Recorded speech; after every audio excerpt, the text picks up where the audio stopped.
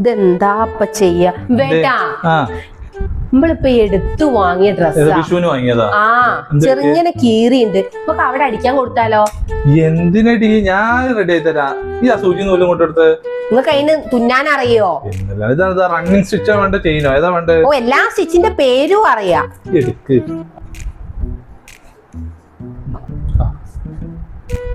ഒരു 5 മിനിറ്റ് അപ്പൊ റെഡി ആക്കാം.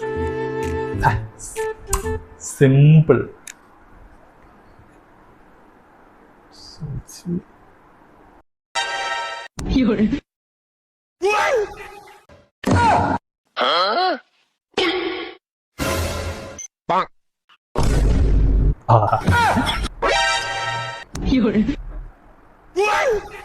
നിങ്ങളെ റണ്ണിങ് സ്റ്റിച്ച് ഒക്കെ കഴിഞ്ഞോ?